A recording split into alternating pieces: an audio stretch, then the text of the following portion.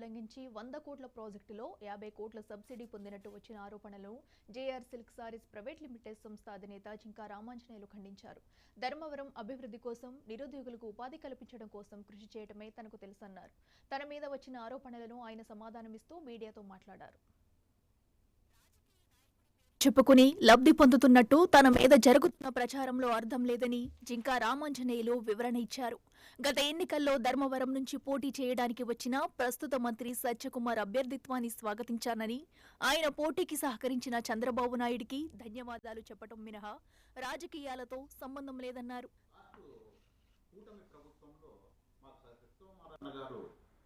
ధర్మవరం వస్తే మా బీసీ నాయకుడు వచ్చినాడు కదా అనే ఒక బీజేపీ నాయకుడు వచ్చినాడు కూటమి తరఫున నువ్వు సంతోషపడి గెలిపించుకోవాలా, ధర్మస్థాపన చేసుకోవాలా, ధర్మవరం మంచి అభివృద్ధి పనులు నడుస్తుంది, వీళ్ళకున్న కేంద్రంలో పరిచయాలు అయితేనేమి ఇవన్నీ కూడా ధర్మవరం అభివృద్ధి అవుతుందనే ఆలోచనతో వాళ్ళకి వెనకుండి నడిచిన మాట అయితే వాస్తవం. అయితే నేను బీజేపీకి కండువా వేసుకోలేదు.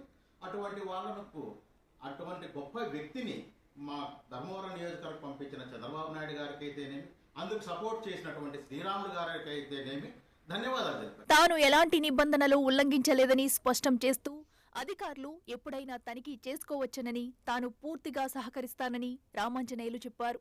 అమ్మా, ఎనీ టైం మీ ఆఫీసర్ను కానీ ఎవరినైనా కానీ మీరు అథారిటీ వాళ్ళని ఎవరినైనా మీరు పంపించండి. ఎనీ టైం నా ఫ్యాక్టరీలో చెక్ చేసుకోండి. దేనికైనా కూడా ప్రభుత్వానికి అనుగుణంగానే నేను వెళ్ళగలవాడను, కానీ ప్రభుత్వానికి విరుద్ధంగా ఏది నేను చేయడానికి సిద్ధంగా లేను, చేయను.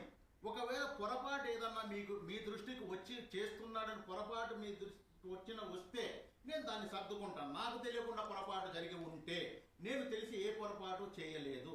ఎప్పుడైనా మీరు మా ఫ్యాక్టరీకి వచ్చి మీరు కానీ మీ పరివారం కానీ చెక్ చేసుకోవచ్చు. ఎనీ టైం మీరు రావచ్చు.